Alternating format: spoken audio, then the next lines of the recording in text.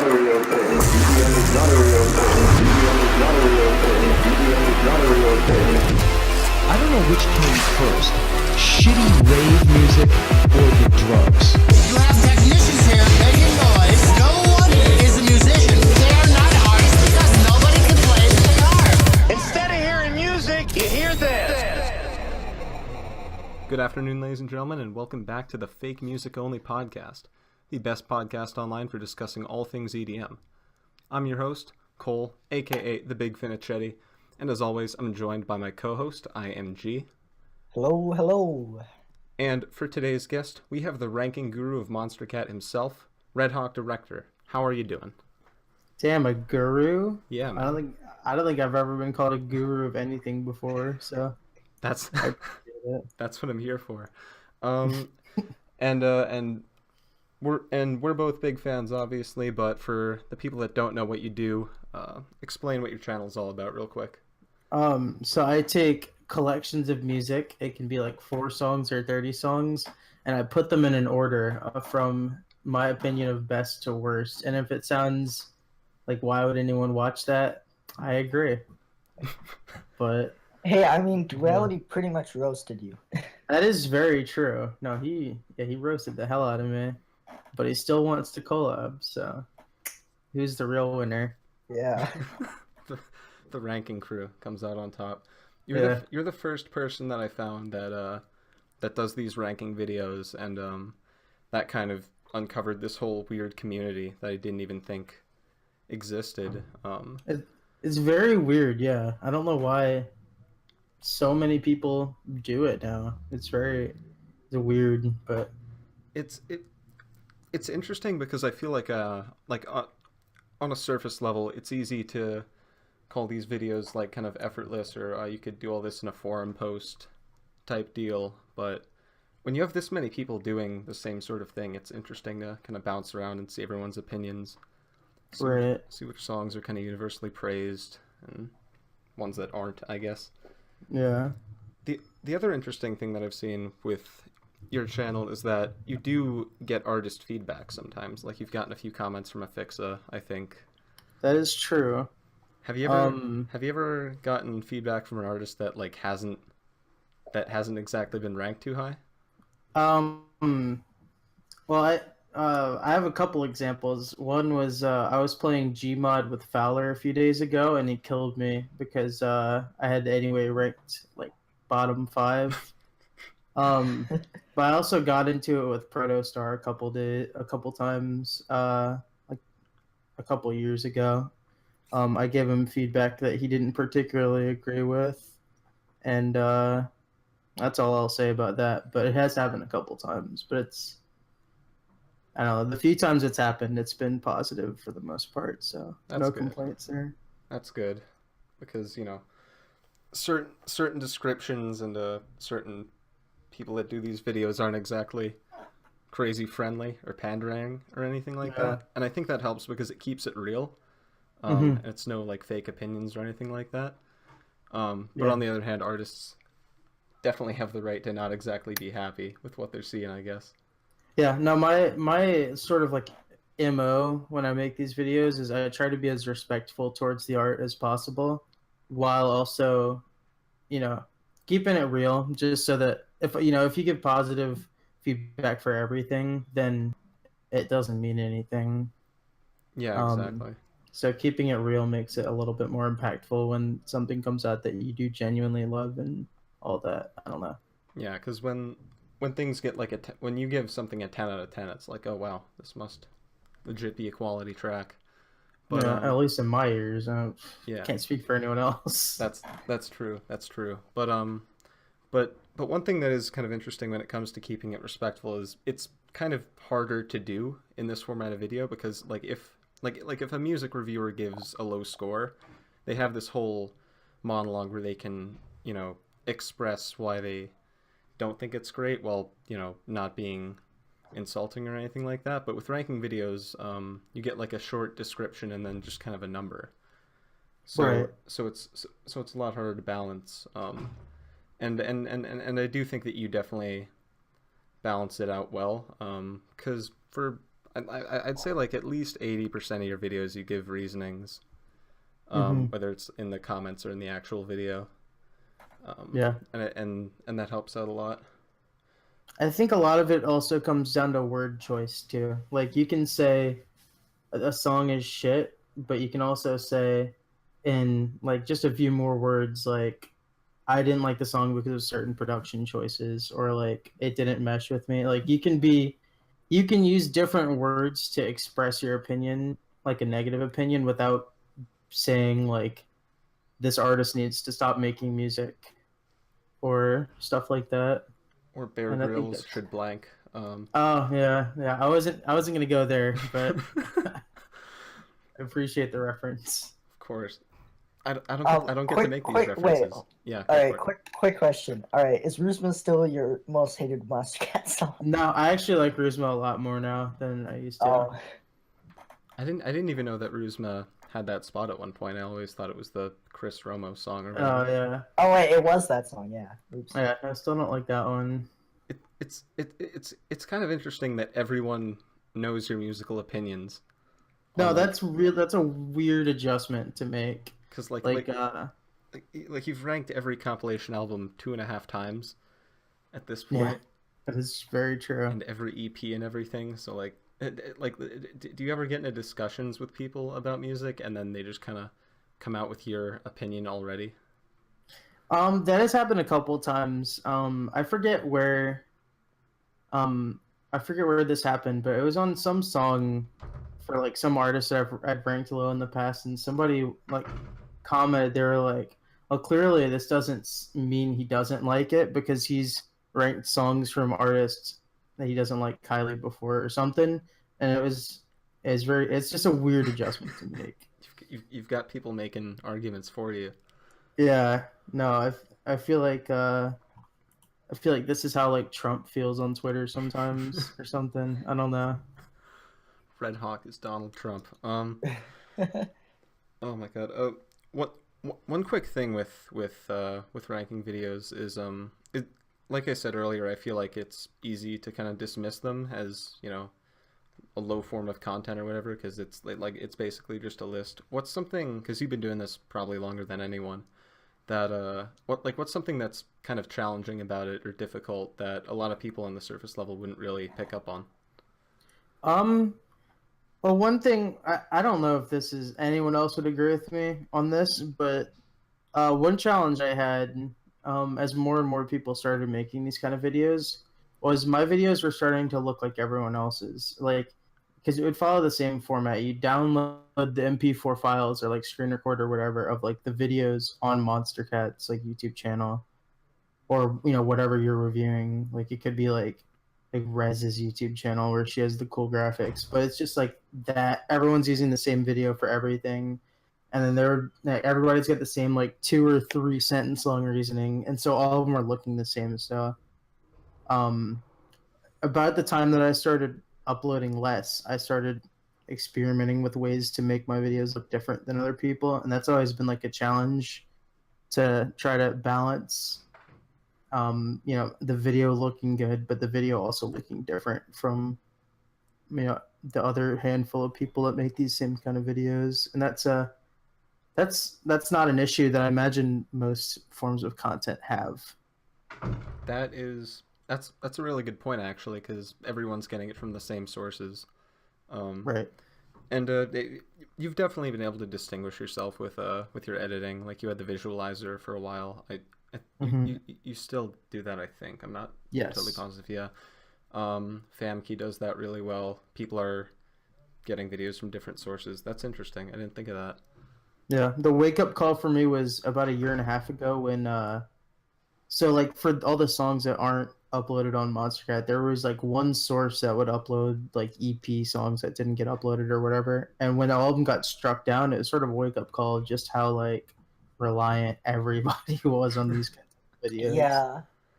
Honestly, I'm speaking on my thoughts about the situation. I think it was just complete bullshit. You know, like that wow, sorry, that they got taken down. Yeah, so pretty much, if I remember correctly, the reasoning is that these videos were using the Monster Cat logo, and Oh. apparently Monster Cat wasn't happy with that, and then they were like, all right, fuck you all, we're gonna take all your videos down, pretty much. Yeah. I guess that makes sense from a business perspective because it's not their videos and it's got their branding on Yeah. it. So okay, so that's why for all the channels you see like the channel logos in the corner or like in the little Yeah. box now. Okay, I didn't know that today. I learned. Yeah. Nice. Well, because you would like have some videos like there would be a popular song that wasn't uploaded on the channel, and it would, like EPSNL or whatever would upload it, and if you didn't look at the channel name, everything in the video looked the exact same as like a Monster Cat release, which is where the problem came from. I don't necessarily approve of the way they went about taking all these channels down, but at the same time, I can understand it.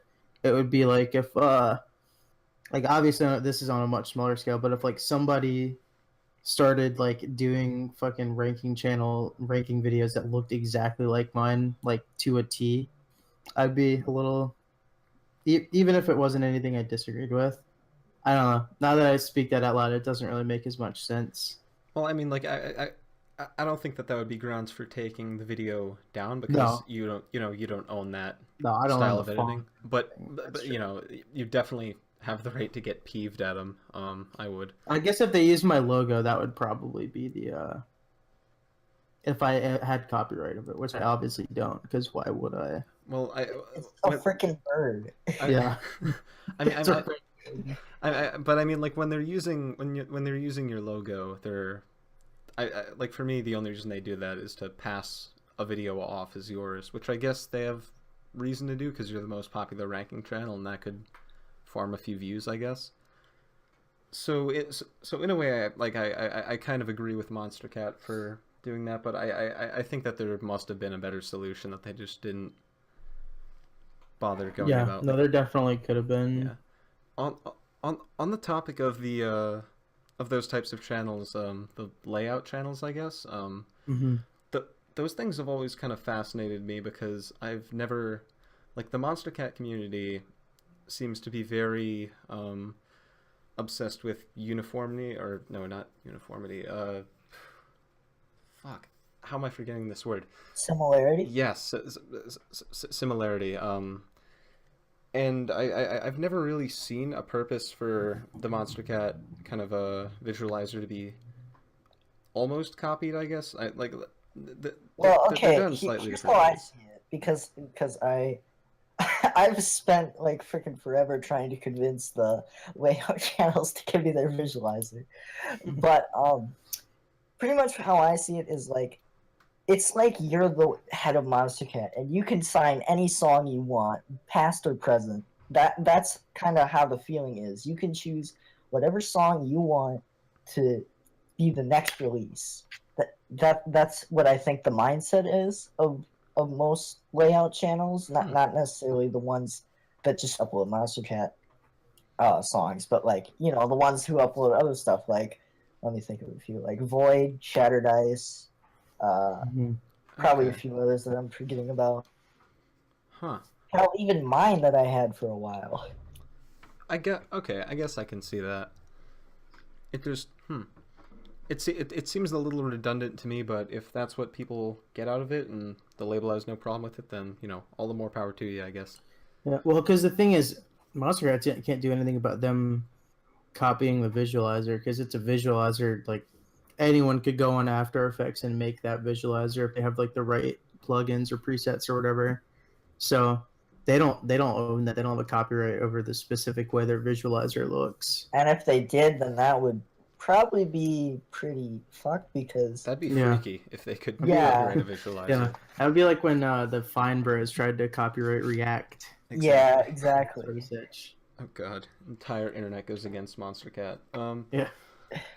But that's not what's going on, so thank God. But yeah, that's interesting because I never really got that perspective before.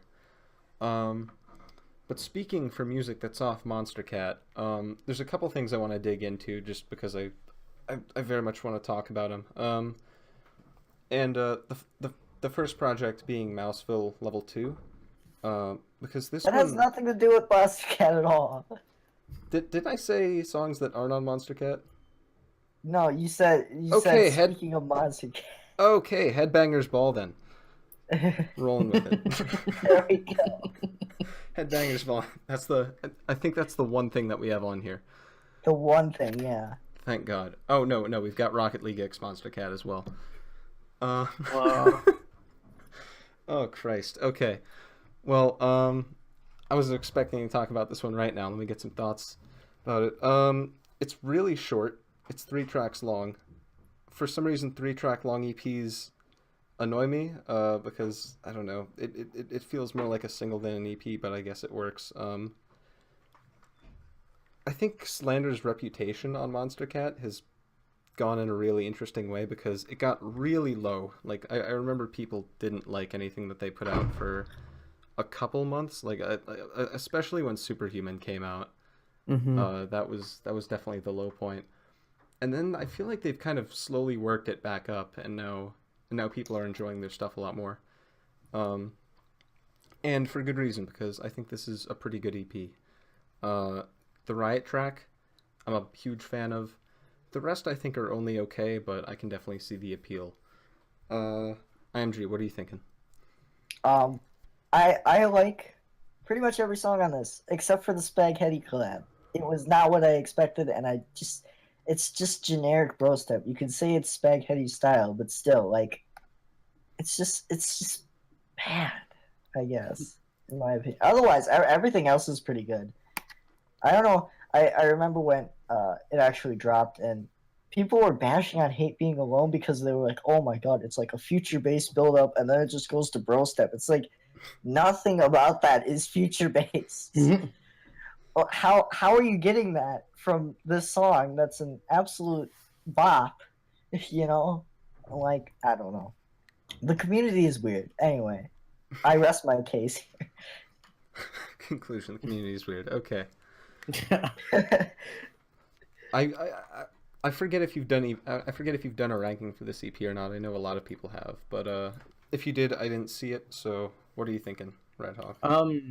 I have not. I don't know if I've put it anywhere on the internet. I don't really like this EP very much. And I think most of that can be attested to just personal taste. I don't like this sort of like heavy dubstep very much. I think in a certain atmosphere, like an EDM show or something, it'd be better. But just listening to it in headphones, like on my computer in my bedroom, doesn't really give it the same. It doesn't really give me the vibe that I'm sure Slander had in mind when they put this EP together. And none of the 3 songs are horrendous in particular, but just all of them have little things that just, like, none of them are in my playlist. So, like, that's my barometer of, like, do I really enjoy this song? So the one in particular that disappointed me was the Slander and Riot collab, because it felt like a hot, like y'all know the producer Holly, who, like, Yeah. Mm-hmm. Who produces like a track a week practically. yeah.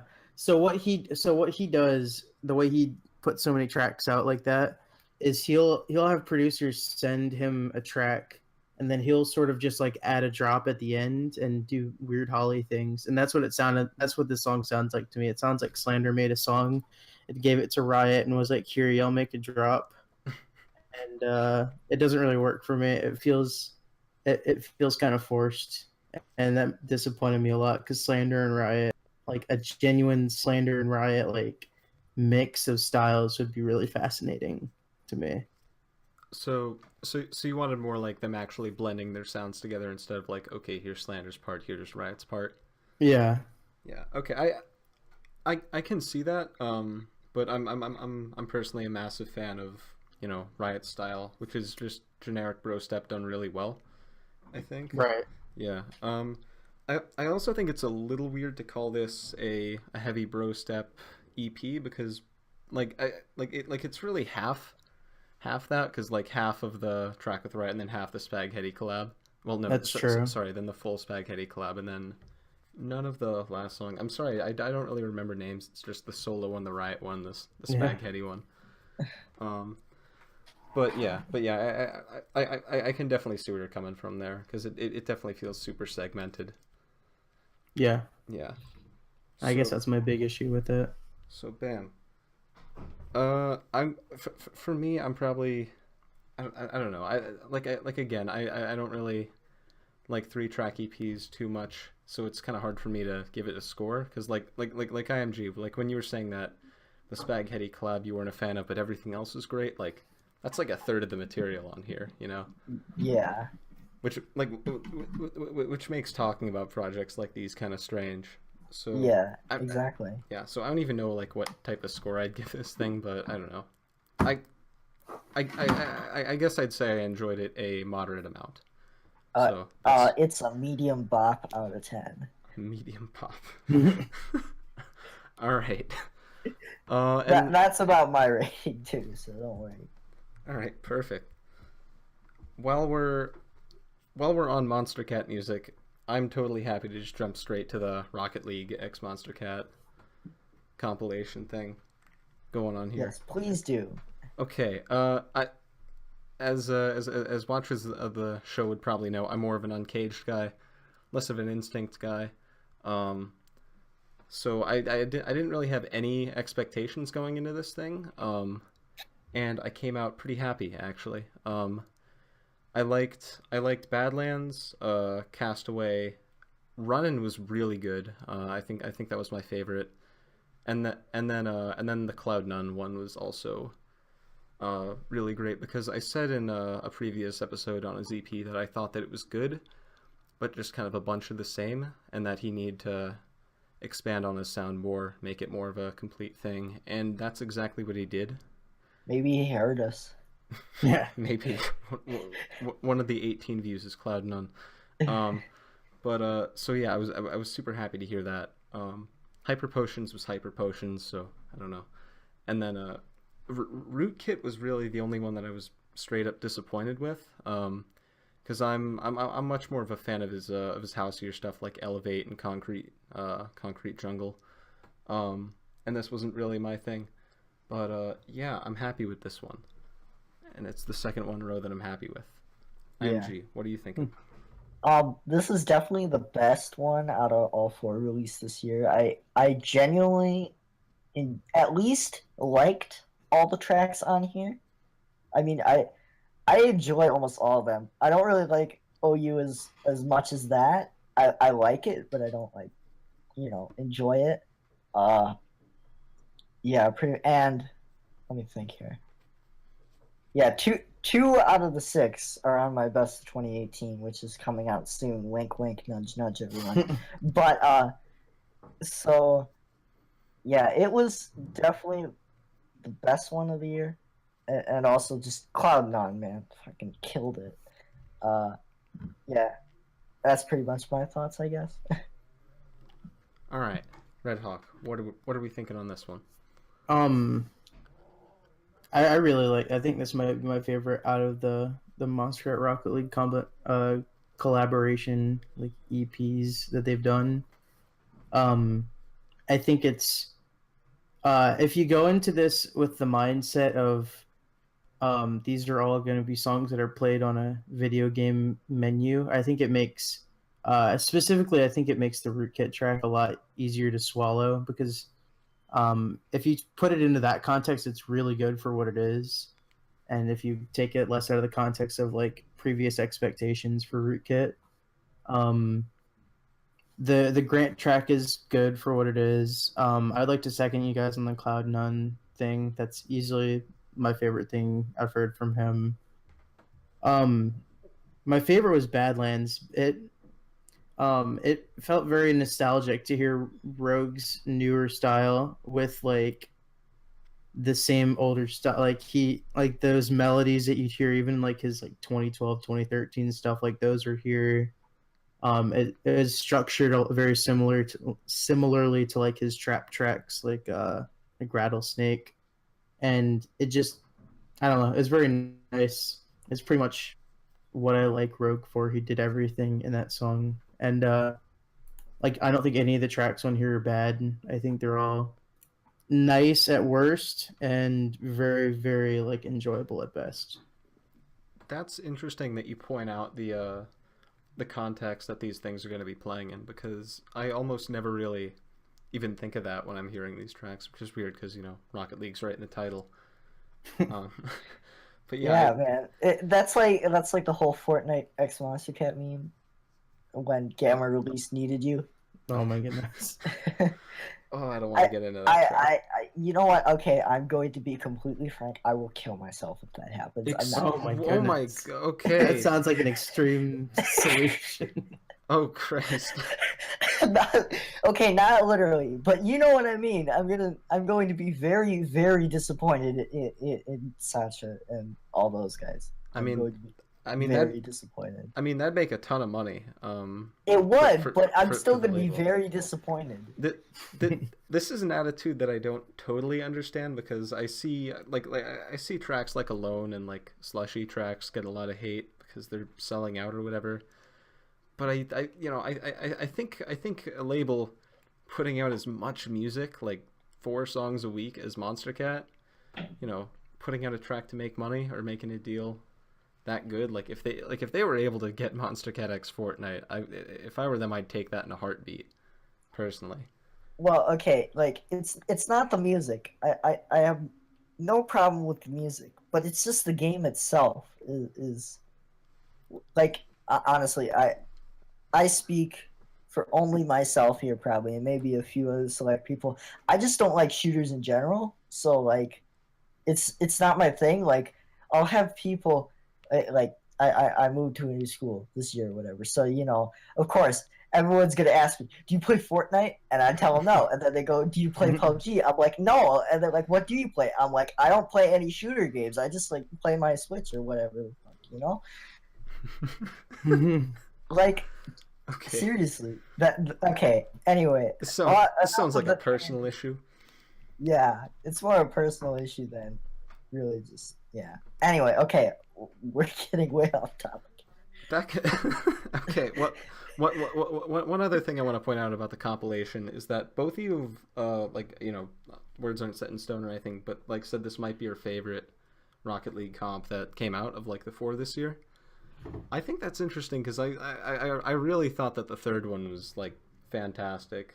Like every artist and track on here was pretty superb. But then again, there's a lot of mixed feelings on that. A lot of people didn't like the Muzzy track. A lot of people didn't like the boss fight track. Okay. I don't Yeah. know. I don't know. I think Charge is better than Work. That's my unpopular opinion for the day. But Burning Up is just Heartbit VIP. okay. Gammer, Darren Styles, and Dougal Flip. Okay, you know what, that's but Burning Up has actually grown off me quite It's not a bad song. I'm not saying it's a bad song. I'm just saying that it is very similar to Heartbit. All I'm saying is that structurally they just ripped them right off. That's it. Okay, no. Well, I'm not gonna be that mean, okay? I may trash talk Fortnite, but I'm not gonna be that mean about production tech. okay. This conversation has gone in so many different directions. We're never covering Rocket League X Monster Cat ever again. What the fuck? This is what y'all signed up for. You know, every podcast I've ever been on always derails in one form or another, without fail. And this one derails regularly. So okay, so I fit right in. I don't know if that's gonna be a, well, no, it's definitely not a double negative that cancels out because it's already happened. So that means it's just gonna multiply. So with that with that being said, I'm trying to figure out where to go from here, but we don't have a whole lot of melodic stuff on here, I'm realizing. So I'm gonna go to the closest thing, Mouseville Level 2. Which is the one album thing that we have on here. I went on a rant a couple episodes ago how I don't even know what the Mouseville things are because they're kind of advertised as EPs, but then there's all these remixes and different tracks on them, and I don't even know what to call them anymore. But It's a epilation, or what did I say? I forget what I said. You said like elpilation or something. Something Or it stupid. was like L-pilation. I don't know. I don't remember what I said. I'd have to look. Something like that. But Some uh, random thing. yeah, but before even getting into the music on this thing, one thing I want to point out is that they seem to be regretting what they put on this project, like post releasing it, because streaming services like Apple Music, Spotify, even Beatport have had tracks just kind of taken off or removed. Um, like the GG remixes got removed. The extended instrumental version of No Drama got removed. It was really strange. So I don't know what versions of the album you guys were even able to get your hands on, but I have an 8-track. It has both GG remixes, but it does not have the extended drama free. okay. Yeah, I got my hands on the same version, so. Okay, I think that's what most people have. The extended version of Drama Free even got taken off Beatport, which is weird because there was an extended. Beatport loves extended mixes. Yeah, I know, and the extended instrumental version of Monophobia was exclusive to Beatport last time, so I thought that they maybe just messed up, but no, it just doesn't exist anymore. So I don't think Lights was too happy that that was that was the thing. Yeah. But regardless of all that craziness going on behind the scenes of the thing leaking like 2 weeks early, I still don't even know how I feel about this thing. The tracks that I like a lot, and then the ones that I'm not a fan of just do absolutely nothing for me, and that's like a 50-50 split as well. Mhm. For example, the 3-minute version of Drama Free, for once the shorter version I like more than the longer one, which is interesting. But yeah, I thought that was an excellent track. I thought GG was pretty great, and I thought that Sunlight by Gallia, I thought that was pretty cool as well. But then like both the remixes of GG just didn't really do anything for me. They were just kind of stale. 10.8 was good. It was exactly what I would expect from a Deadmau5 and Mr. Bill collaboration, but you know, for some reason something is stopping it from standing out a ton. And also the Chris Lorenzo remix kind of got on my nerves for some reason. Like no good reason, I don't think. I feel like it derailed. Didn't like the feel. Yeah, I didn't really like the vibe it was putting out in relation to the original. I felt like it took a lot of emotion out of it and didn't really replace it with much. So yeah, I've got like a 50-50 split going on right now. Redhawk, what are you thinking? I also have like a pretty similar 50-50 split, but it's a little bit different than yours. Because it's as simple as if it's Gallia or Monster Get Down, I'm not a big fan of it, and everything else I like quite a bit. Drama Free and the Drama Free remix less so. I think they're both interesting for what they are. They're like enough to get in the PL, but GG is like best of 2018 for me. It reminds me a lot of Strobe. It's obviously not got the magic that Strobe had, but I like it quite a bit. And 10.8, you said it well. It's pretty much exactly what you'd expect from a Deadmau5 and Mr. Bill track. But I'm a huge fan of both of them, and the way it like progresses, you have Mr. Bill's sort of weirdness, but it eventually like hits like a climax, and it's just very satisfying to listen to. My first couple listens, I didn't like it as much, but as I've listened to it more these past couple days, I've really started to get an appreciation for it. Maybe I just have to re-listen to it more or something like that. IMG, what are you thinking of this thing? I also have a 50-50 split. Dang, we all have 50-50 splits here.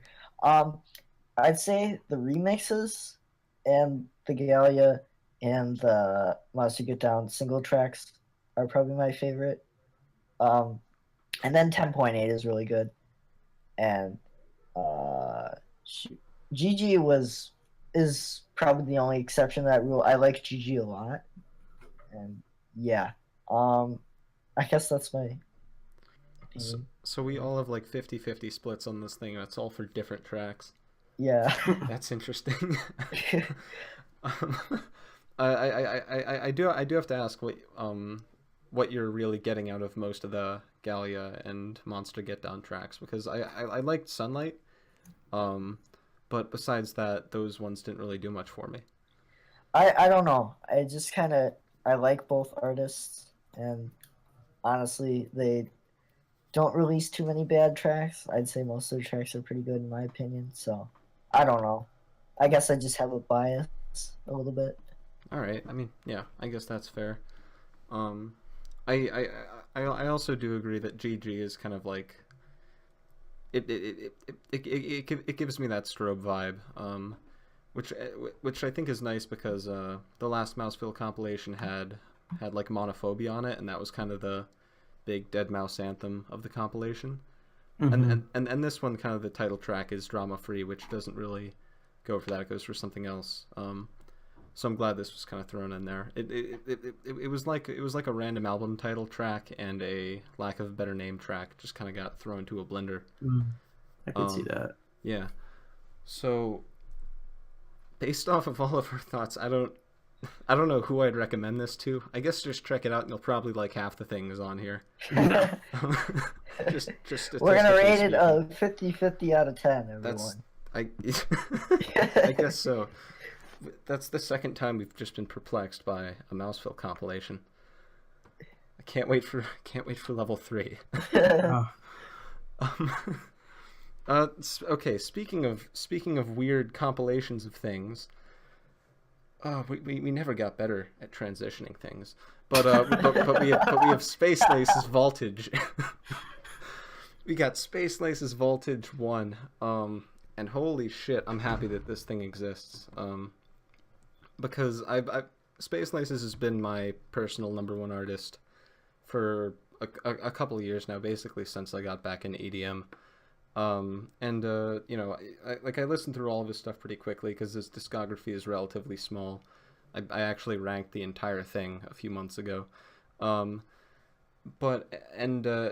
I soon kind of became aware of all these IDs and things that existed but just never got an official release, like Disco Bloodbath, No Mercy, Barbarians, etc., etc., etc. And sooner or later I just figured that these things would never come out. And lo and behold, 8 years later, No Mercy finally comes out on this giant 14-minute master of a mix thing that we've got going on here. I got so ludicrously happy when Barbarians started playing at as the final track, because I was starting to think that it wouldn't make the cut because, you know, the time was getting down to the wire, and then he threw it in there, so that was really nice. There are still IDs that Space Laces have that, you know, I would still like to see come out in good audio quality, but for right now, this is just about as much as I could have possibly hoped for. So yeah, this is probably the best year to be a Space Laces fan. Thank God this is out. What do you guys think? Okay, so wait, did I disconnect? Wait, what the fuck is happening? Hello?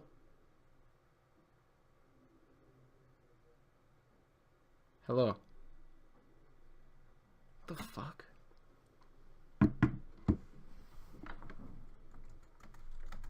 Huh. Hello? Hey. Hello? Okay. Are we back? Yeah, we're back, guys. What was the last thing that you heard me say? We heard the whole thing. Yeah, we heard everything. You were saying hello and we were responding, and then you were saying hello. We'll fix it in post. Okay, because I was like, okay, what did you guys think? And then I just heard nothing, and I was like, okay, I guess I'm the only one that liked this thing. Neither of us said anything, so that's so kind of funny. So it actually worked out. Okay. Yeah. What the fuck? All right. Well, the good news is I'm recording, so the audience got my side of the story there. Yeah. Okay then. Picking back up. Redhawk. What you think of Voltage? I don't listen to much Space Laces. He I don't know if he's got like a style necessarily, but all these tracks, or all these IDs, I guess because of the way they're presented in this, there's like a bunch of different songs in one 14.5 minute package. It basically made it impossible for me to break them up. So it all ends up being pretty much like a single. It's like I'm basically treating this when I listen to it as this is a 14.5 minute song, and I don't know, it's good. None of the songs in particular are like I wish this was standalone so I could just listen to it whenever. But the whole thing was good. Like if I ever want to listen to just like it's basically like listening to a 15-minute mix. Like if I want to hear a 15-minute mix of like nice like electro and like shit like that, I would just throw this on. But I can't really imagine myself listening to it in any other context. Yeah, I totally get that. Like there are 17 tracks in there, and like my first time listening, even though I like knew some of the IDs because I heard them from like live rips and all that, I didn't even realize they were transitioning between songs at some points because they are just so cramped in there. But yeah, I totally get your perspective of, you know, this just being a good electro / dubstep mix thing going on here. Now, IMG, the legend. I'm gonna give it a rating of I didn't quite listen to it yet out of 10. Nah. Okay, all right, There we go. all right, cool. We're so professional. We are. We're the king of the game, man. Freaking Knifecast copies us. Knifecast, Fox Stevenson podcast, and now the Disciple podcast. Now. Maybe Monster Cat next year. We'll see. We're gonna make so much money off royalties. Okay. Someone get Phoenix, right? We're gonna sue their ass. All right. So. All right. So we've got a non-opinion. All right. Beautiful. Oh God, there's so much heavy stuff. All right. Here's how we're gonna do this. I'm just gonna get my least favorite thing that we have on the list out of the way, and I'm gonna try and, you know, not be too disrespectful, anything like that. We've got the Everybody Dies EP from Tisoki. All I really want to say about this one is that it's not something I think I would ever listen to again. I don't think it's structurally too interesting, although there are some cool sounds used, which is what I'm kind of looking for in a Never Say Die release. All Like That was a decent bass house track, and I like bass house a lot, so that was cool. And I appreciate the effort in Gave You Love. So I'm not gonna say a numerical score or too much else. So there we go. The middle track, I forget even what you said. I just whatever, it doesn't matter. That was probably my favorite off this. One of the things I noticed was the first two tracks, they have this build up right before the end, and that just leaves you hanging. I don't really like that. Like it's like a fake out squared, I guess. Just a fake out squared, everyone. It's like this could be like a good extended mix. You know, you could make an extended mix out of this or something. I don't know. It's the never-ending staircase in Mario 64 of dubstep. Oh, Yeah. Yeah, I give them 70 stars, man, to hear the rest of the track. Or like no stars or one. I forget the glitchy way to go through the thing. 0, 1, 16. Yeah, I think those are all of them. Something like that. People have too much time on their hands to figure that stuff out. Yeah. But it's crazy, so I appreciate it. Redhawk, what'd you think of this dubstep EP? I pretty much have the same exact opinion as you do, Finicheti, where All Like That I think is a banger. I like bass house a lot when it's done well. I think it's just really solid bass house. I don't know why I'm looking back at my playlist and I added Push It, which is the intro track, and I'm not really sure why listening back to it, but I guess whatever mood I listened to this on, I think I was walking in between classes. I guess I needed that sort of angry dubstep in my life. Just gotta Falcon Punch your professor or something. Yeah. I don't. Yeah. Disclaimer: IMG does not condone violence. Does not Just condone gonna say, falcon punching of professors. All right. Says the guy who yes. said he'd kill himself with God. You got me there. Christ, why would you say that? Okay. I'm gonna get like I swear if we get angry comments about that I'm sorry. I'm I'm I'm gonna submit this podcast to like iTunes and Apple Music, and they're just gonna send a note back like drop IMG. I'll be totally joking. Wouldn't be the same without your man. Anyway, so all right, Tosoki Everyone Dies EP. We got through that with no artist being too terribly verbally abused. Hell yeah. Next up, I want to bounce back real quick. Something I enjoyed a hell of a lot was the Evolve EP out of Chime. Holy shit. This is probably my favorite release on Circus Records in the past couple of years. I can't off the top of my head think of anything that tops this, but there might be something. I haven't looked too deep into it, but yeah, this is just a perfect example of how melodic dubstep should be done. There's the like when it wants to be heavy, it commits to being heavy, and then for once it mixes the melodic stuff and the heavy stuff really well in tracks like Here We Go. I thought that was really great, and also Coins is just top notch. The drop structure was fantastic, and the little coin sound effect that he has that goes over and over again, that is really sharp. It's addicting. It's catchy. This Chime has put out, this is his third EP this year, which is fucking crazy. The only person that really matches that, as far as I know, is Subtronics, who's put out like 3 4-track EPs and then a 2-track EP on Cannonballin'. So he's been putting out a lot of stuff. This is the first EP that he's put out this year that I've actually sat down and listened to. And after hearing this one, I'm probably gonna listen to the other 2, like, as soon as we're done recording. Huge fan. Good on you, Chime. Yeah, I like his sound design, but like I don't know, I couldn't get into most of the tracks. I did like Coins though a lot, but yeah, his sound design is pretty top notch. I definitely noticed that when I first discovered him with his Great Fairy Fountain remix. But yeah, I guess other than that, really, yeah. Huh, I'm meh. Okay. Alright. That's fine. Redhawk, what are your thoughts? So disclaimer, Chime is one of those dubstep artists that's like, even if I don't like all the things he puts out, I'll always respect him because he's one of the few people that are making like heavier dubstep sounds that genuinely have a style that, like, when you hear a Chime song, you know it's Chime. There's only a couple other artists I can say that about, like Oliver's, for example, and really I only particularly like 2 of the tracks on this EP.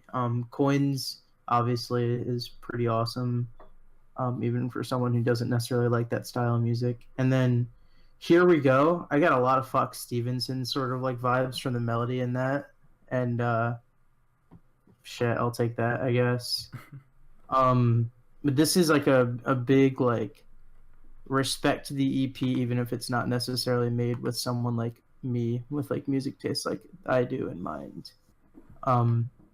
So I always find those type of sort of like music works very tough to really critically look at because, like I said, I'm not the person that Chime had in mind when he released this. That was like, yeah, this person will enjoy it.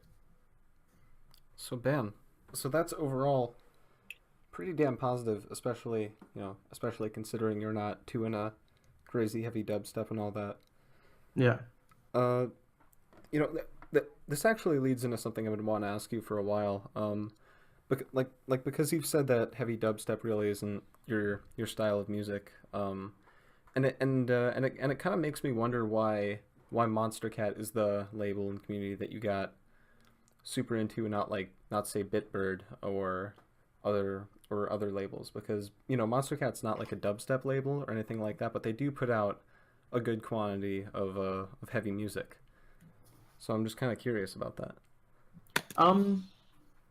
Well, I guess the thing is, Monster, even if like a percentage of their stuff is dubstep, we'll say like 25%. We'll say like if we're being generous, like half of Uncaged. That still leaves the other half of Uncaged that's like weird, like sometimes it's industrial stuff, sometimes it's like trap. And then the entire Instinct side of it, that appeals to me. Plus, it's funny you mentioned Bitbird because I would say Bitbird has a much higher percentage of tracks that I like, but I guess the way that Monster releases their tracks, they have such a wide variety of tracks. They have the compilation albums that are very like inclusive, and the fact that they release, it was 3 times a week, now it's 4, just means that there's a lot out there. So, 4 tracks a week. If I like, on average, I say I'll usually like 2 or 3 of them, as opposed to Bitbird. Like they'll put out EPs, but there will be like entire weeks where they don't put out anything. So, Okay. I don't know if that makes any sense. No. It does. So basically just like Monster Cat, like the percentage of tracks that you like to not like is it's not as great as Bitbird, but because of the sheer amount of music that Monster Cat puts out, then that keeps you coming back. Yeah. That like a lot of this is me just trying to figure out because I really came in late 2017, like when they were releasing the year-end VIPs in Monster Cat, and I had no idea that there was such a massive community for this label. And it's always been kind of fascinating for me because I've listened to Mousetrap, Ausla, Never Say Die, etc., etc., etc., and like all these labels have like subreddits and all that, but there's not nearly the amount of community interaction and like genre sheets and ranking channels and all this sort of stuff around a label like Monster Cat has. And that's always been kind of interesting to me. I think Monster hits that perfect medium of because you have a lot of labels like Disciple. When a Disciple track comes out, it's gonna be like this sort of sound it's gonna be. Same with like Mousetrap. It's gonna be either like prog house or like trancey stuff or industrial most of the time. So like they're very inclusive to the people who like that kind of music, but not necessarily for people who don't. Same with Bitbird with like their like future-based trap sounds. And then on the other hand, you have like you see this a lot with labels that are run by like an artist. So like Ausla has this a lot, or like Dim Mak, Barong. Like those are just a couple examples where they don't feel like it doesn't feel like a label, and like it, or let me rephrase that. It doesn't feel like when an artist signs a track on that label, it doesn't feel like all like when Matroda will release on Dim Mak, it doesn't feel like, oh, it's Matroda, he's a Dim Mak artist. It's like, that's Matroda and he's releasing on Dim Mak. And because of that, it's hard to gain traction as anything more than just like this is where the song is, so you're listening to it. And Monster Cat hits a good median where there's like artists that'll release on Monster Cat generally don't just do one-offs. For the most part, obviously there'll be like a Marshmello every now and then, but usually you'll see someone like Fowler or like Cloud None. They'll just pop up out of nowhere, and they'll be good for at least a couple of releases. And because that's a lot easier to gain traction and bring in new fans and keep most of the fans in. Huh. That was a really long rant. I didn't realize how long it was until I stopped talking. It was also a really good rant like that. Oh, thank you. No worries. That does help out a lot. But like one thing that I do have to say is that do you know how you said that Bitbird, like for most of their releases you're into that? Because that's the type of music that you're into. Yeah, exactly. Like for me, like Disciple, like I kind of know the sound that I'm getting into, but I'm more likely to listen to a Disciple release than a new Monster Cat release, because I know exactly what I'm getting into. And while that does make it more inclusive, I do think it makes it kind of hard to find new fans of the label and like have them really get into it, because like a few times I tried to get into Monster Cat beforehand that year because my friend was into it and I just wasn't. And then I wound up hearing Too Smooth and I was just like, oh, maybe next time. And then the same, wow, that was a terrible voice crack, but the same thing happened again with Stay Tonight by Gammer like later in the year. And it was only when like they released Disconnected VIP, which I a song I didn't like, but it got my attention, and then they released Cheat Codes VIP, which I was like, okay, this is solid, and then I explored more stuff. So I feel like it's kind of that like jack of all trades, master of none sort of thing going on with Monster Cat as well, and that might be why the sub growth hasn't exactly been like crazy good recently. But then again, that's with all music channels, so what do I know? Yeah, that's my 2 cents on the matter. It's also important to note that YouTube's not necessarily Monster Cat's main because back in 2012, 2013, it was very much a gamer oriented label, so it makes sense that a lot of people were going to it through YouTube, and now they seem to be more focused on Spotify's and like big shows like festivals and all that. So I think the YouTube channel's not growing as much because they're not prioritizing it as much. That's a good point actually. And YouTube as a whole just hasn't been as great for music channels anymore. Like UKF has really died down. Yeah.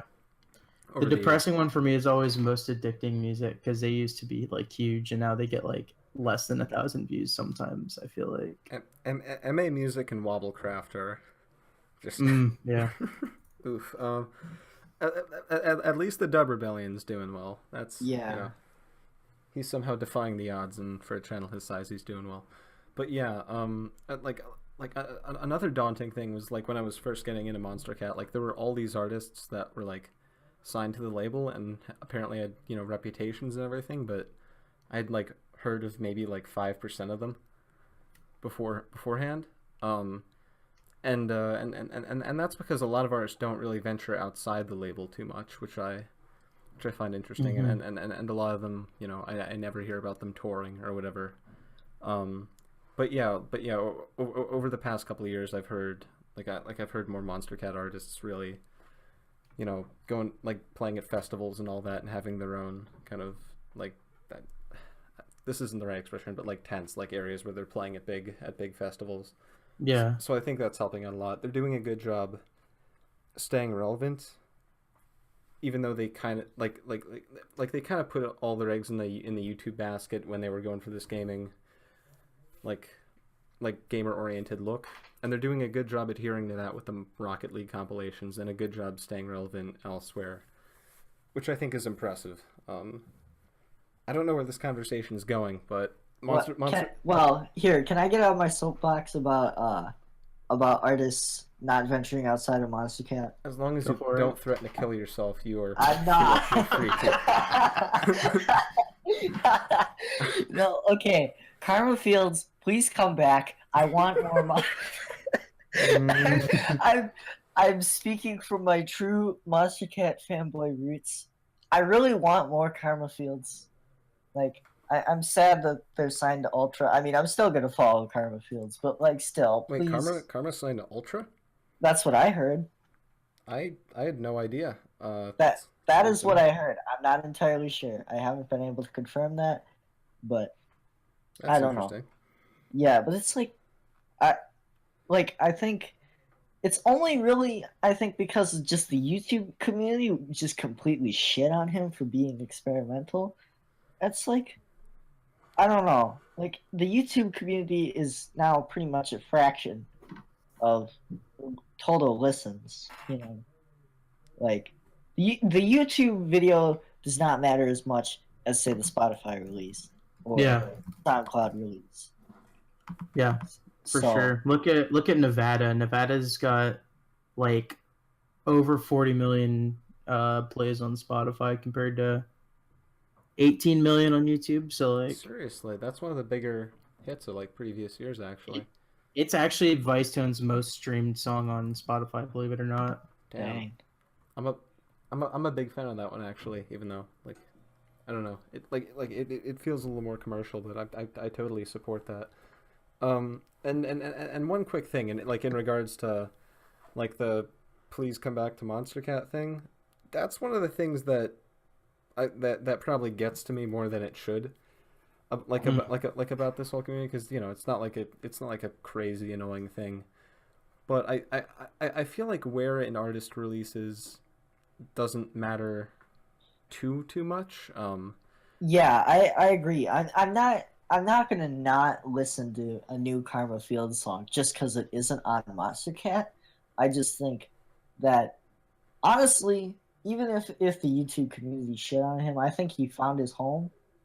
Because the YouTube community may shit on him, but I don't see much shit on him from members of the Reddit community, or I mean, I can't really say the Spotify or the SoundCloud community because I'm not really too active in those, and you can't really comment on a Spotify release, but like, it's not as bad as he may have thought it was, I guess. I mean, it's also like it might not even be his decision entirely, because but because if the video gets that many dislikes, then Monster Cat might not want that to be like part of their image if that much of their audience isn't really into it. I'm personally a huge Karma Fields fan. Sweat is one of my favorite releases that's been on the label, just period. I'm a massive fan of that track. Can we get a good hearty thumbs up for the Soldier remix? I don't know. I think it's fine, but Sweat's also kind of a hard track to remix. Yeah. For me. Zoom's remix, the fucking ear rape one, that one was comedy gold. I'll have to say. Oh god. it's great. Oh holy shit! I need to. I haven't heard that track, but I don't know. Calling a song comedy gold is pretty. That's pretty out there. The only track that I would really describe that way is the Jingle Bells thing by Tristram and Stephen Walking. Yeah. I was gonna say, for anyone who's heard the Charity Strike remix of Collide by Hellberg, oh my goodness. Wasn't there that one remix of War that was really strange and not great? Like not. I think I know which one you're talking about. The VIP? No, there was a VIP of War. Yeah, it's literally with just added vocals. It's literally the same song except just added vocals. So Melody Mania VIP type thing. Yeah. Oh boy. Sorta. The Frederick, is that the one you're talking about? Yep, that's it. So like the drop is at like 3 BPM. It's really strange. I'll have to listen to this again after we get off this. I don't know the thought process. I was watching someone's like least favorite Monster Cat songs list, and that was on there, and I'd never heard it before, and I was like, what the fuck? I've never. That one just never occurred to me. It's Mongolian throat singing, guys. 0.2 BPM. Yeah. But, oh man, Finny doesn't get that joke. You don't get that joke. This is exactly what I meant before we started recording. I said there were all these in jokes that I don't get, so I just kind of half laugh, and that was a patented half laugh right there. So go ahead and explain it, because now I'm curious. Okay, so Monster Cat was going to reveal the color for Future Bass, and people were guessing what the genre was, and someone said as a joke it was Mongolian throat singing, so now it's kind of... I don't know if it is as much... Yeah, like the Future Bass color. I don't think you've seen any videos from before the Switch at the 5-year anniversary, but they used to have a color visualizer, and there was no picture in the background. No, I know the visualizers. There was the one. Okay. There's the sub bass kind of oriented one with like the circle thing, and then there was the stars, and then there was the stars. Yeah, the stars. Oh, yeah. So they were revealing the color for Future Bass because Future Bass used to just be under electronic, and some people were trying to guess what the actual genre was going to be. Interesting. And the color that became the joke was not a color at all. It was Mongolian throat singing. Yeah, it was just Mongolian throat singing. That's quite the joke right there. Speaking of a bunch of colors, I'm referring to the album cover of this. We've got a Sicko Mode remix by Skrillex that I want to talk Oh yeah. there are a lot of mixed opinions on this song. There's a lot of people saying that it's great. There's a lot of people saying it's like terrible. Granted, a lot of those are like Travis Scott fans that probably weren't expecting an electronic remix. So that's understandable. But for me personally, I'm a fan. I don't know how controversial of a statement that is, but the first like 2 minutes and 30 seconds are definitely more of like an edit and less of a remix. But it's a damn good edit. All the changes that he makes the song a lot more enjoyable for me to listen to, because I couldn't really get into Sicko Mode at first, but this, adds enough interesting noises, like enough interesting effects going on that I can stand it. And then like from the 2 minute and 30-second mark onward, where it goes like to hybrid trap and then the Jersey club drop and the beat switch up in Drake's part. Overall, I'm happy with this thing. I wish it was more creative, I guess, at first, like a bit more experimental, but this is also, like I said, being marketed towards people that were super into Sicko Mode, and they might not really be into like a dubstep or totally hybrid trap remix. So yeah, I'm giving this a positive review. That's my thing. What about you guys? Yeah, I wasn't expecting to enjoy this. I don't really like hip hop, rap, that kind of stuff all that much. There's very few songs I enjoy that fall into that genre, but this one was definitely a good remix. And I don't know if it's becoming a meme. I swear on my life I saw it in like one of those meme compilations. I might be totally wrong, but yeah, I enjoyed it because also new music from Skrillex. Who doesn't love that? How the guy, Dude, had that. especially this year, like everything he's put out this year has been like A pop grade collab? A for me. Oh, or that, yeah. Yeah, I mean, my major problem is that like what even has he put out this year? Like he put out again with it, which was fantastic. But then I'm kind of drawing a blank on what he put out before that. That wasn't a pop collab. He remixed the Pendulum song. He was on that, That's right. and Oh, he yeah. also collabed with What's So Not on. Go. That's right. I forgot about those. Yeah. God, those came out this year. This year's drags. Yeah. But yeah. Sorry, I totally interrupt you. Yeah. What did Yeah, you think of the that- actual I remix? mean- that was pretty much my thoughts. I guess I enjoyed it more than I thought I would. Hell yeah. Redhawk, what are you thinking? This is another one that's definitely been my best of. I liked the original a lot. And part of the reason you mentioned the first 2.5 minutes are very similar to the original. I actually think that's for the better of this remix. It makes me feel like Skrillex wanted to be faithful to the original with this remix, and that's definitely the vibe I get from it. He realizes that the original is just a weird song. It has multiple beat switch ups and like random, like he has Sway Lee come in for like 2 seconds, say one thing, and then he's out for the rest of the song. Just like weird like choices when it comes to the structure of the song. And I like that Skrillex didn't really mess with that very much because I don't think he really needed to. And then I like rap a lot, so I'm okay with the fact that the good majority of the song is just, like you said, mostly an edit with like some growls and such every now and then. The drop is incredibly hype. I can't imagine listening to this and being like, "Wow, this is boring. I wish I was listening to something else." Because I don't know, just the way it sort of like meanders for a little bit and then just like lets loose. I think that's fucking sick. And like you said at the end, during Drake's verse, when it shifts from the original beat to like this Jersey club sound is just so dope. Oh, sorry. What? Sorry, keep going. I thought you were done. I didn't really know where I was going with that. I just think it's a top notch track, but I've liked pretty much everything I've heard from Skrillex for the last couple of years, so I'm not really surprised by that.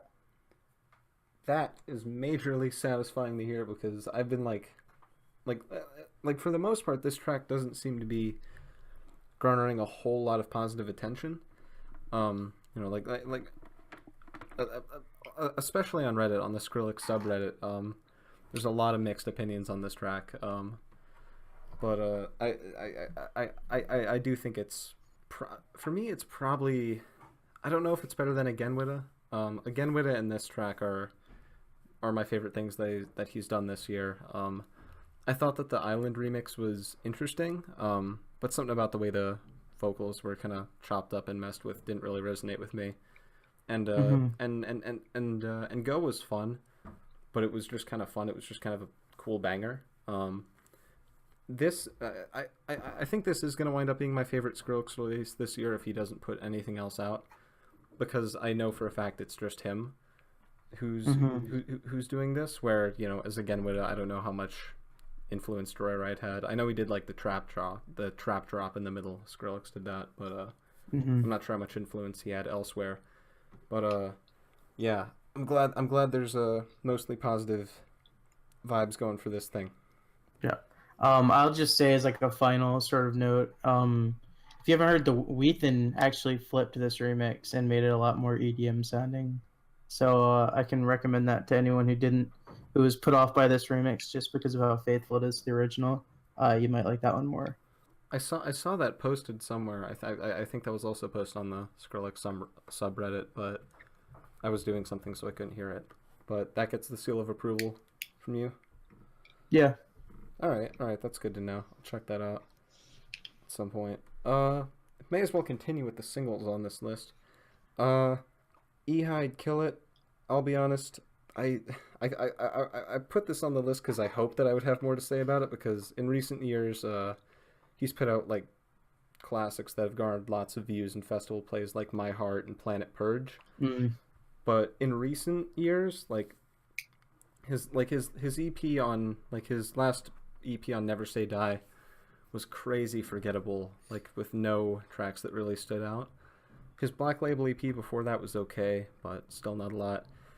I was hoping with him putting like all of his focus into one song, like a single that was called Kill It, that this would, like, you know, be really good. But sadly, I can't really, like, in like to my ears, I can't really say that. It just seems very generic to me, and I'm sad. So that's that's all I gotta say about it. Redhawk. Oh yeah. I'm sadly giving this another I didn't listen to it. God damn it! All right, now keep going. Redhawk, do you have anything to say about this thing? I'll say pretty much everything outside of the drop I like a lot. I think that melody is really cool. I'm trying to think of even a way, like something it describes me of, but it has this very old school sound to it that Ehide likes a lot.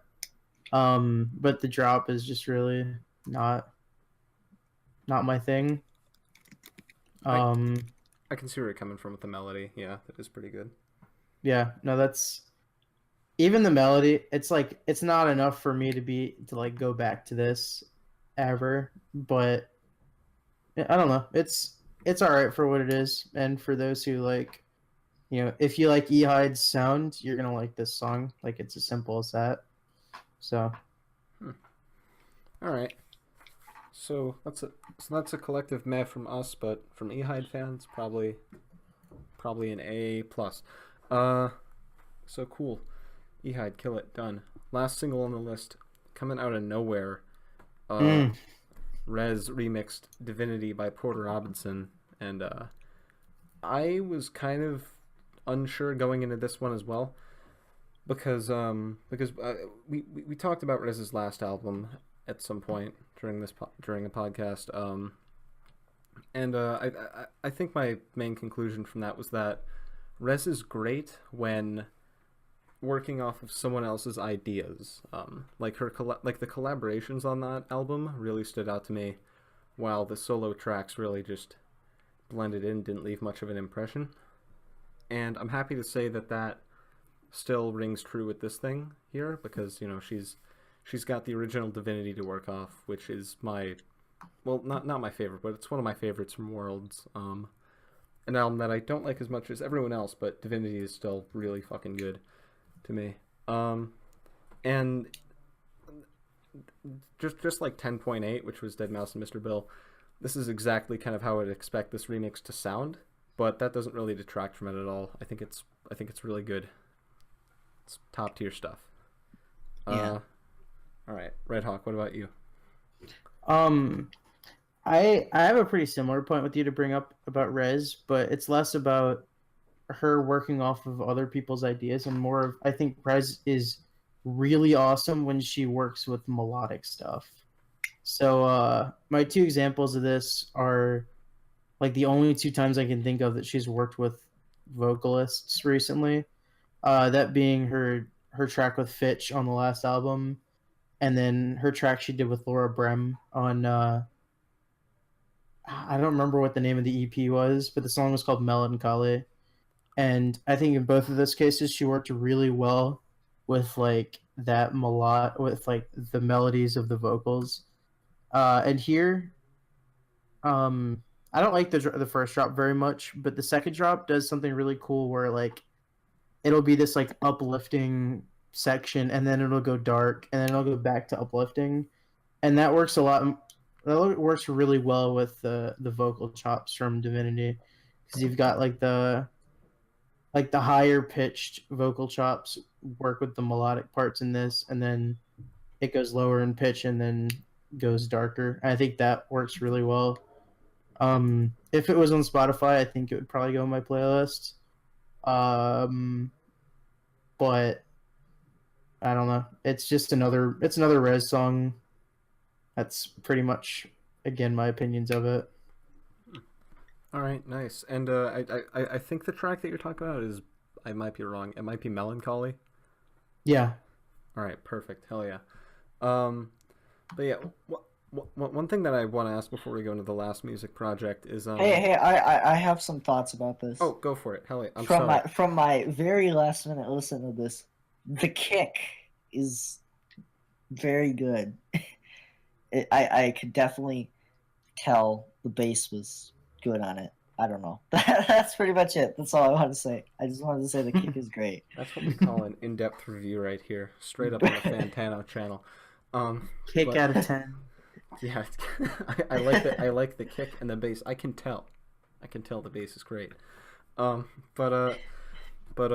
Redhawk, I remember first hearing about like the playlist that you have, like when what I think you were talking about Knockin', and how you said that was kind of like the border between being on the playlist and not being on the playlist. Yeah. I've never had something like this. Is this just a massive playlist with every song that is better than Knockin' on it? Yeah, pretty much. Basically I'll listen to a track and be like, that's my comparison. It's called the Forever Knockin' line, and it's like if it's forever or worse, it doesn't go in the PL. And it's really fucking stupid, I admit. And it kind of mostly came from like an in joke, but yeah, I don't know. It's something stupid I say in my videos. But, Wait, which forever? Are we talking about the Reach one? Reach Forever. Oh, okay.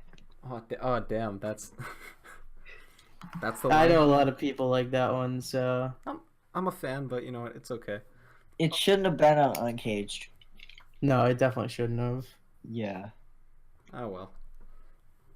Yeah, you got some nice, good bro step bangers, and then you have fucking synth pop, practically like synth pop, melodic dubstep in here. Like, okay, I still don't think that the Uncaged Instinct split was well executed, and I don't know. I wish they'd do more to fix it nowadays.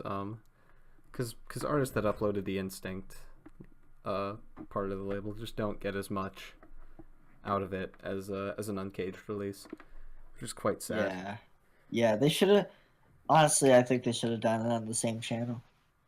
I think that would have worked out too. I don't really know what the thought process was there, because you get more uploads on one channel, more consistent uploads, so YouTube pushes you more in the algorithm.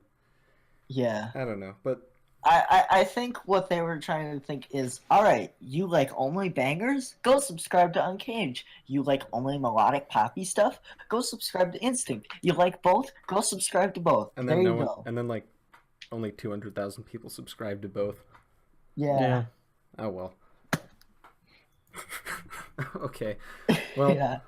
well, that just went nowhere. The last thing that we have to talk about. General guy. The last thing that we have to talk about. I'm sorry to end this on a somewhat negative manner, but we've got the 12th Planet EP, Swamplex Terrestrial. I'm gonna start with the good. The artwork is fucking cool. I've expressed how I don't like the new Disciple layout for like album covers. I thought that the last one was like really good, like with the thing that they stuck with since like 2014, and that the new thing they're going for just doesn't look as good. But the art here is top notch. It's quite great. I like everything that's in Good, which is the Barely Alive collab. That sounds stupid saying that out loud. Holy shit. Oh, that is a Barely Alive collab. I didn't Yeah. even. And it's nicer because I can definitely hear Barely Alive in there. I like the synthwave intro, and I like the way the drop sounds. But I've got more to say about it in a second. And also Forest Temple, I thought that was just a pretty good track through and through. I don't really have a whole lot of complaints.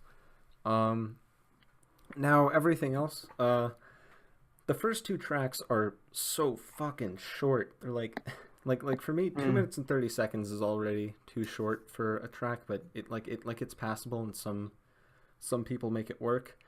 With this, they're like 2 minutes and 15 seconds, and just when it feels like they're going somewhere, they just trail off and end abruptly. And that's for Good and the title track. And secondly, 12th Planet, I was really excited when he joined the label at first. But I've kind of come to realize that a lot of people say that every artist on Disciple sort of has the same sound.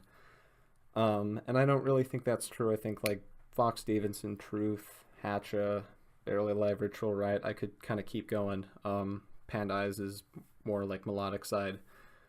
Like they all have a distinct sound, and I can tell when they're each making a track. But with 12th Planet, I don't really know when he's on a track and when he's not there. And I think that definitely gets kind of pushed to the forefront on this EP. Like in other tracks that he's been on, like Send It, or he did a collab with Phase 1 on Disciple Alliance Volume 4. All these other collabs. If you took his name off, I'm not sure I would necessarily notice, is what I'm saying here.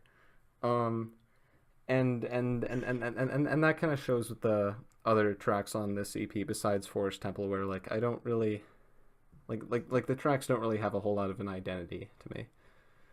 So I think I've already been plenty mean.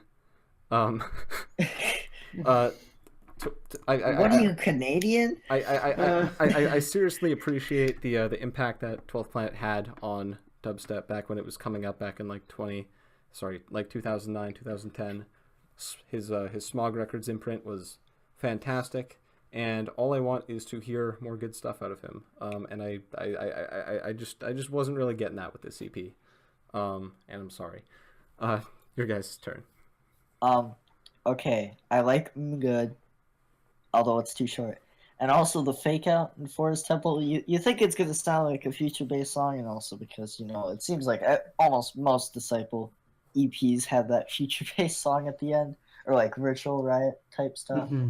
And then it just like fakes you out, and it just goes into bro step, and just like, yeah, I thought that was good. Otherwise, the other stuff is meh to just nah. Meh So, to nah. All right. Yeah, it's meh to nah. It all depends. All right, Redhawk, your turn. I was holding it in, so I don't think any of it came across, but I was laughing my ass off the entire time that you, Finicheti, were talking about it. So you brought up literally everything I wanted to bring up. Oh my god. like when you were talking about, like you specifically brought up the 12th Planet Phase 1 collab. I was gonna mention that when I said that 12th Planet doesn't have a sound. I was gonna bring up the fact that Disciple has a lot more diversity than you'd think. Like, I was gonna bring up Good and how the first 37 seconds are incredible. Now it turns out that's because of Barely Alive. That makes a lot of sense. I wasn't gonna bring up the art. That was one thing I didn't really think about. The name of the EP, Swamplex Terrestrial. I was hoping there would be some sort of theming to this, like maybe like a robotic theme or like some like I don't know how country Jungle Terror. Yeah, jungle terror. Well, like swamp. I think of like fucking banjos. I don't know how that could have been integrated, but I was let down when every song sounded like a 12th Planet song or like a general like rhythm bro step, like in that sort of sphere. Yeah, I don't like 12th Planet very much. I don't like the CP very much. Not made for me at all. It's a hard pass on my end. I'm now realizing when you say like swamp theme, he missed a perfect opportunity to put in a Shrek sample. Yeah, Yes. he could have. He very easily could have. That would have been a fucking amazing pre-drop shout. I think it's really funny how we've agreed on a lot and said a lot of the same things in this, because like whenever I watch your rankings or anything, like it's almost never the same opinion. Like a lot of the tracks that you put like straight to the bottom, I'm like I'd have them like top 5 or something, like 0 G by Buster and like Sweat by Karma Fields I'd have way up there. But Right. no, I guess we're not arguing today. That's cool. Yeah, we really aren't at all. Like I think the most severe like difference of opinion we've had was the Rootkit track on the Rocket League EP, and that's like it. Damn. You're wrong about Concrete Jungle. Okay. Wait, what? I don't know. Just you're wrong about Concrete Jungle. I don't know. I'm trying to Let me let initiate you in on a little secret. Concrete Jungle I've come around to it. It's a grade A fucking banger. You've got to be kidding. This is a true statement. Yeah. All right. I guess disagreements just aren't meant to happen on this podcast. I'm sure there's guess. some. I'm sure there's something out there. I'm trying. Watch us get like Gammer, and we just like you just disagree with with him entirely. Oh, what? Like how Gammer's super hit or miss for me. Yeah. He's been more hit for me recently. But yeah, Needed You is not my thing. That's really the only thing that he's put out super recently that I haven't liked a whole lot. Besides that, I had like that Dumbo Drop remix and Forever with Keizo. That was great. But we're somehow getting off topic, and there's no topic to begin with. So I think Way to go, us. We're like, someone give us a trophy. Like, ship us a trophy, man. For most tangents taken. I don't know. Someone, please. I want to just be like, yo, we got it. We got him. Yeah. So we've been going for about an hour and a half. We are officially out of music. I've tried to disagree with you to no avail, and it just hasn't worked out. So I'm gonna round this out right about now. Everyone, if you've made it this far, thank you very much for watching. If you liked it, like it. If you didn't, please don't do anything. We need positive ratings. Or just leave a comment. Just leave a negative comment, because we like all comments. Or constructive criticism. That as well. We appreciate that. Redhawk's channel is going to be right in the description, right at the top, along with your Twitter and anything else that you would like to promote. It'll be there for 25 people to see. And also, all the music that we talked about, Spotify links to those will be in the description as well as all of our personal social media links and YouTube channels and such. So, thank you all very much for watching. Hopefully we'll get an artist next time. Hopefully. And we will see you all in the next one. Yeet. I was about to do it, but you beat me to it.